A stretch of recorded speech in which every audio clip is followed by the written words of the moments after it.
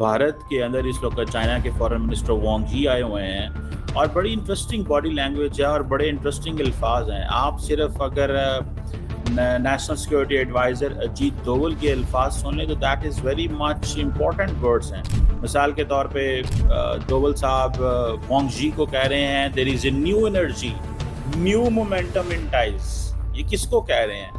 ये अमेरिका को कह रहे हैं कि पायन हमारे पास ऑप्शन है, हमने चाइना को छोड़ा नहीं है, चाइना हमारा पार्टनर है, चाइना के साथ हम मिलकर कारोबार करेंगे, चाइना के साथ हम मिलकर तरक्की करेंगे। तुम हमें छोड़ दोगे तो कोई फर्क नहीं पड़ेगा। सो इट मीन्स कि क्या इंडियंस जो हैं वो 20 साल अमेरिकन को बेवकूफ बनाते रहे हैं। लोग कह रहे हैं अगर रशिया के तेल का मसला है, मैं बार बार एक कह रहा हूँ, it's not about Russian oil, it's not about Russian oil. ये अमेरिका का रशियन ऑयल सिर्फ एक प्रॉब्लम छोटा सा हो सकता है, लेकिन इंडिया ओवरऑल खड़ा ही एंटी यूएस ब्लॉक में है। लेकिन India is such a player जो समझता है कि क्योंकि उसकी आबादी इतनी बड़ी है और ये लोग अफोर्ड ही नहीं कर सकते मुझे छोड़ना, तो इनको तो ये मार्केट चाहिए। बर्तानिया, यूरोपियन यूनियन सब तो फ्री ट्रेड एग्रीमेंट के लिए आए हुए हैं। बर्तानिया से हो गया, यूरोपियन यूनियन से हो रहा है, तो मतलब कैसे ये ममालिक भाग सकते हैं फ्री ट्रेड एग्रीमेंट से और कैसे मेरी मार्केट को इग्नोर करेंगे। सो वो समझते हैं कि जैसे चाइना ने अपने आप को डिपेंडेंट बनाया हुआ है, you know, China is the world is dependent on China. समझ रहे हैं आप बात?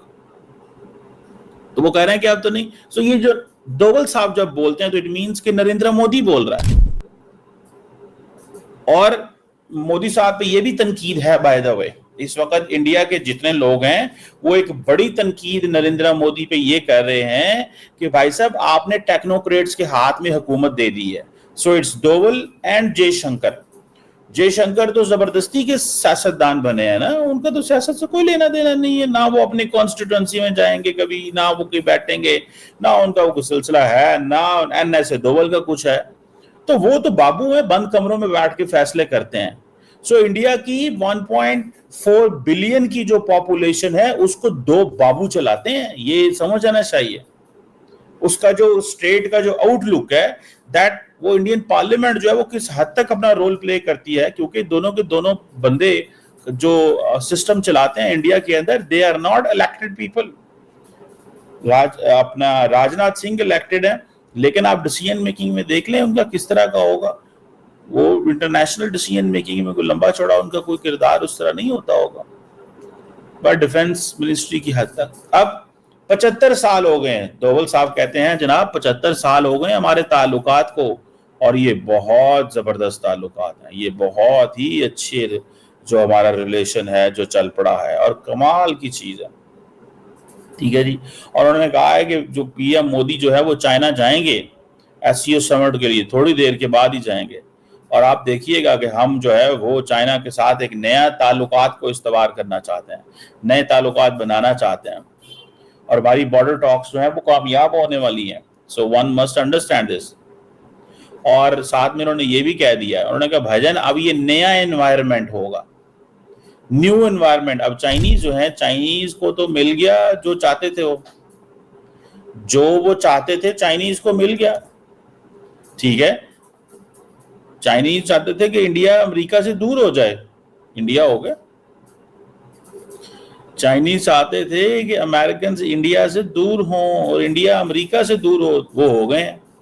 अब अमेरिकन को इस चीज पे गुस्सा आना है कि ये हमने 20 साल किया क्या है, ये 20 साल हम किसको क्या खिलाते रहे हैं कि ये आज ये चाइना के साथ जाके खड़ा होगा। ये चाइना के साथ आज ये चाइना के साथ जाके खड़ा होगा, ये चाइना के साथ जाके खड़ा हो गया है। ये हम करते रहे हैं, ये हमारा तरीकाकार है। सो मुझे ऐसे लगता है जाती तौर पे कि ये जो कजान के अंदर मुलाकात हुई और अभी जब चाइना के अंदर मुलाकात होगी, द टेबल्स हैव टर्न्ड। अब वो अब देखें, अब लैंग्वेज चेंज हो गई है। मैं सिर्फ एनएसए का एनालिसिस कर रहा हूँ, जयशंकर का बाद में करूंगा।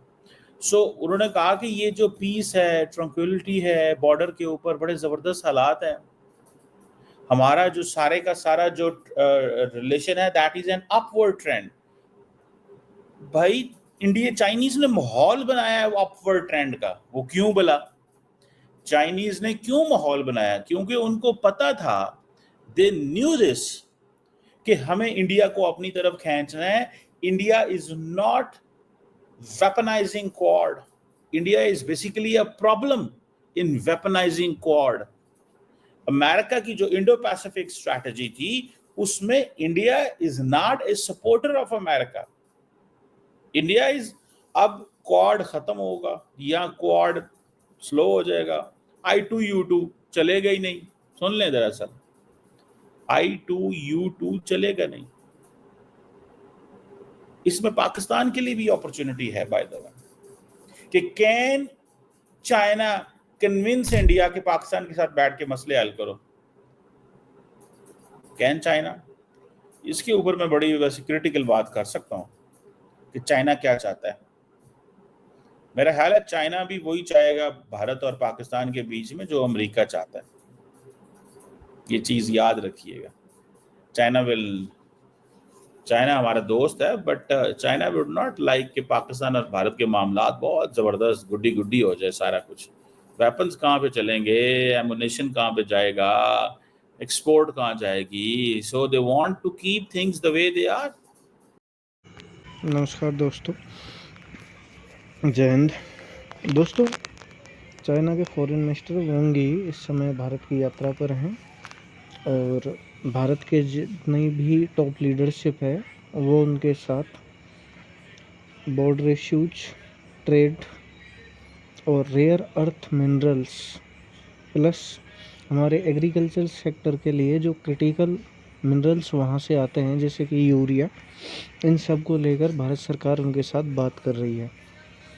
उसके साथ ही भारत सरकार का इसमें एक हिडन एजेंडा ये भी है कि जिस तरह से यूएस हमारे साथ सैंक्शंस का खेल खेल रहा है, ये सैंक्शंस का खेल को किस तरह से काउंटर करना है और इन्हें किस तरह से जवाब देना है।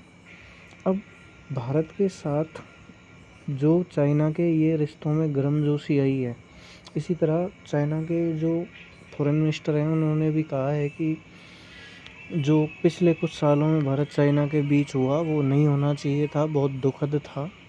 लेकिन इसे लेकर अब भारत और चाइना को देखते हुए अमेरिका तथा पाकिस्तान को वापस से हिचकी आना शुरू हो गई है और ये हिचकी ऐसे समय पर आ रही है जब वो दोनों गुड़ी गुड़ी ज़्यादा हो रहे हैं। तो देखते हैं